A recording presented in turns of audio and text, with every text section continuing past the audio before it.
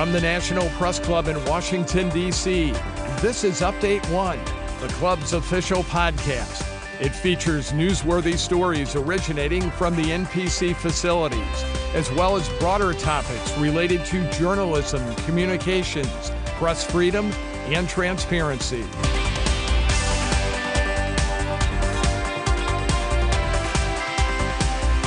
I'm Tom Young with Update One, reporting from the National Press Club in Washington. Traditionally, the weather has been one of the most neutral of topics.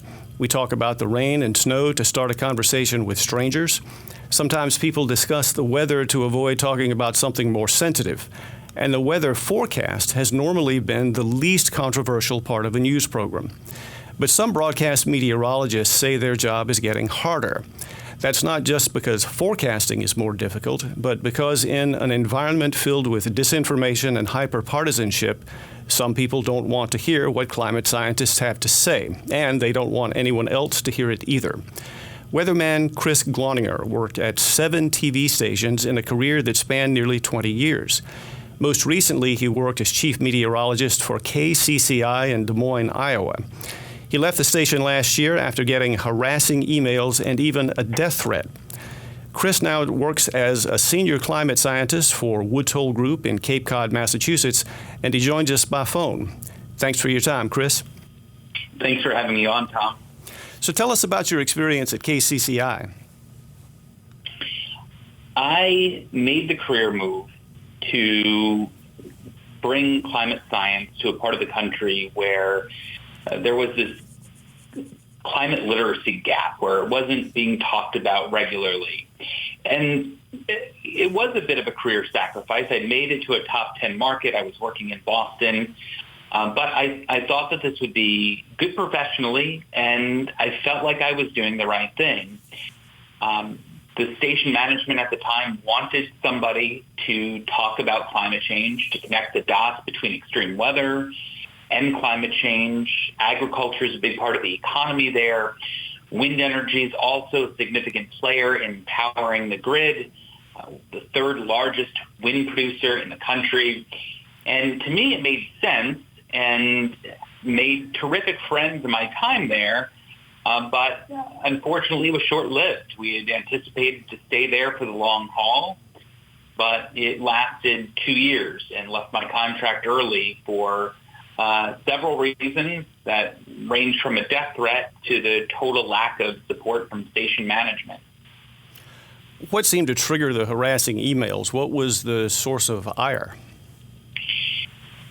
Because it was new, I found a formula that resonated with many people. And when I left and received more than 300 emails from viewers across the state of Iowa, I put Post-it notes showing the emails from some of the more conservative parts of the state, from Pocahontas to Clarinda to Carroll to Newton, for example, just 4 towns off the top of my head that I can think of now, and that were appreciative of the science. And I talked about how spending money on preparing for climate change, whether it be mitigating the risk or adapting to some of the impacts that we really couldn't mitigate, it was fiscally responsible. And that was a conservative term, a conservative philosophy that you often hear in conservative dialogue.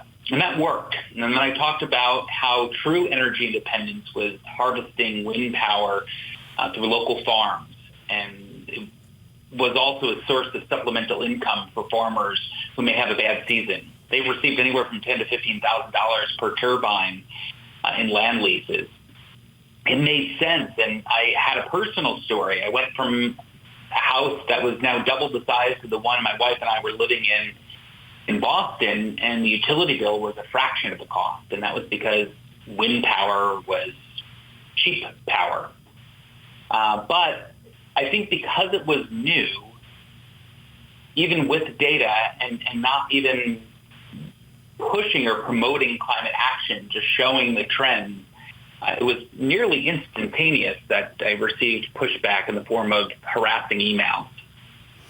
And if you don't mind my asking, when the harassers contacted you, what were they saying? At first, it was you are an idiot, you are a liberal puppet, you are, pushing your political agenda, all very hyper-partisan pushback. They were, this is the base that was told it's a political issue, and it's fake. And that is what I heard. This was fake news, and this was, a part of the bigger, almost a conspiracy theory of academia trying to get people to decarbonize our economy. And it simply wasn't true, obviously, but that was the bulk of the emails and phone calls that I received. Do you think anyone orchestrated this harassment, or was it all individuals acting on their own? I don't really think that there's a way to tell. I was accused at the time of orchestrating an email of positive support when I confided in a good friend at the time who was very involved in the climate community. I told him that station management told me to stop talking about it, to pull back. And he told a few people, but it kind of grew organically into a positive feedback had a cycle of people writing into station management. I was accused of orchestrating that, and I simply told one person, and with that knowledge, I had no control, with what they did with it. But I don't know. I don't know who the players were. If you look on social media, though, now, any meteorologist that is posting on Twitter or on Facebook, and you see the responses, a lot lack an actual name that you can tie to the account to and don't have a profile picture, right? It's a scene of nature or, the American flag or something else that you can't identify the person posting. I think a lot of that is an outside influence that is perhaps not even a real human sitting behind the keyboard.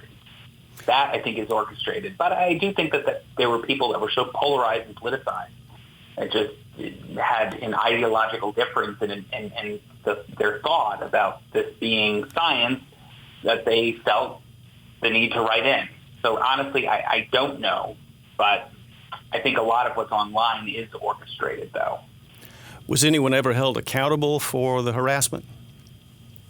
When I received a death threat, police took that very seriously, and there were additional layers to that. It wasn't just, I'm going to kill you. It was a thought-out email that, at the time, you may remember that Justice Kavanaugh, there was a suspect that was arrested with zip ties and weapons near the house after an unsuccessful attempt to harm the justice. Essentially, the threat copied that and said that us conservative Iowans want to give you an Iowa welcome that you'll always remember kind of what the blank tried to do to Justice Kavanaugh. And then police said there's more thought behind that than just simply saying, I'm going to come and kill you. So they did their due diligence. They investigated the situation. They subpoenaed Google since it was a Gmail address. They cooperated. They found the individual in Lenox, Iowa. They made contact with the individual.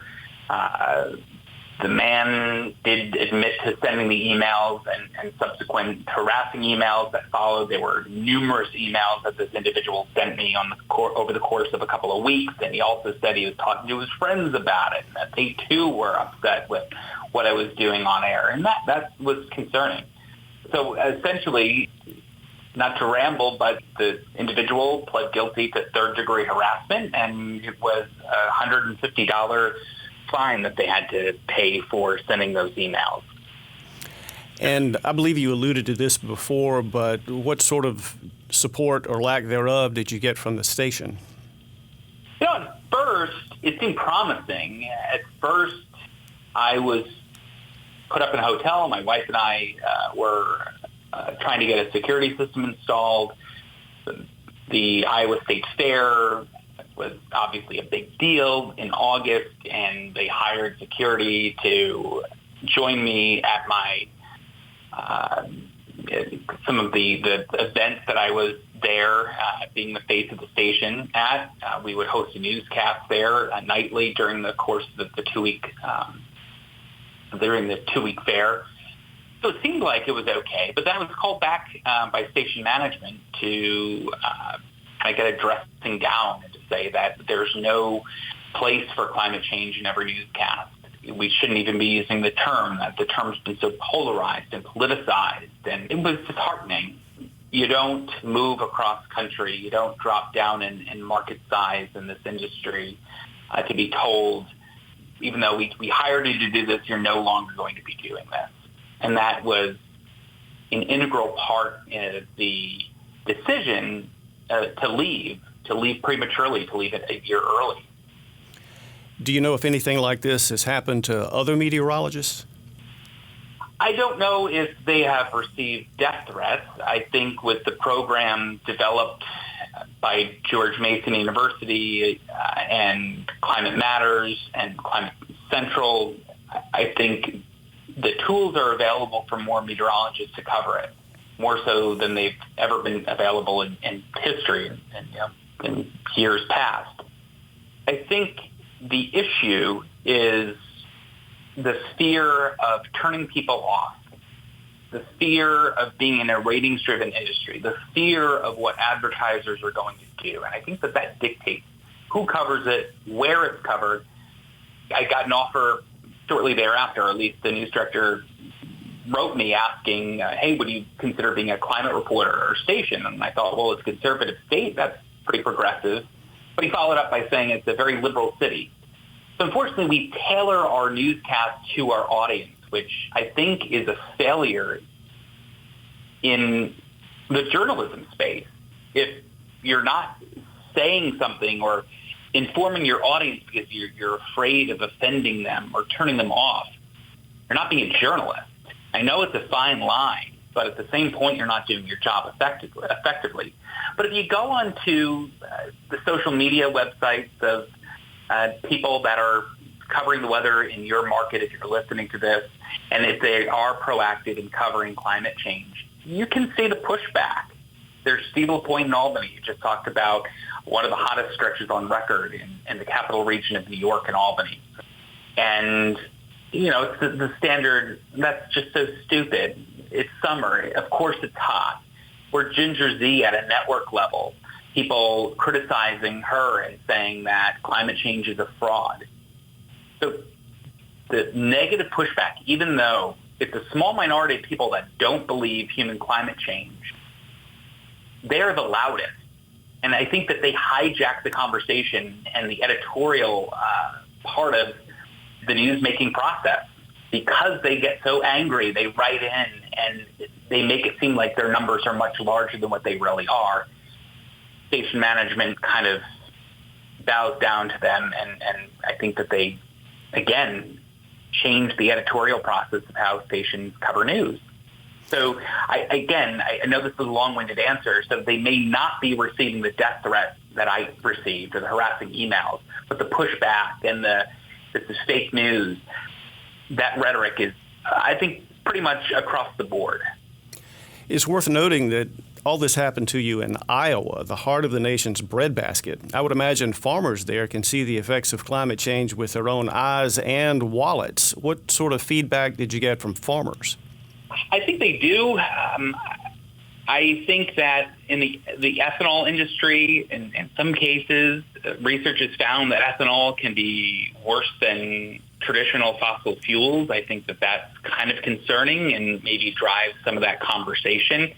It's funny. I did have dialogues with farmers that would write in that were skeptical of the science. But when I was there, Tom, we had the largest tornado outbreak in Iowa's weather record keeping. And it happened not in the spring during the heart of tornado season. It happened a handful of days before Christmas. And I thought that would be the aha moment for a lot of people. But unfortunately, even if they're seeing changes, the ideology and what is instilled in from their political heroes or who they follow, I think kind of derails that thought process. And they're not able to connect the dots between what they're seeing and the fact that we're causing it as humans.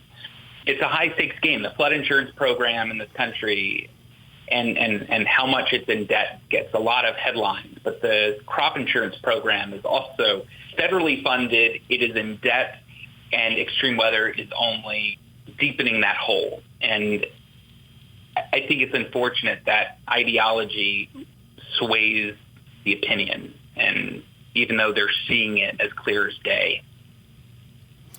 In recent years, some states have passed measures that critics call "don't say climate change" laws. Florida Governor Ron DeSantis signed a bill that removes most references to climate change in state law.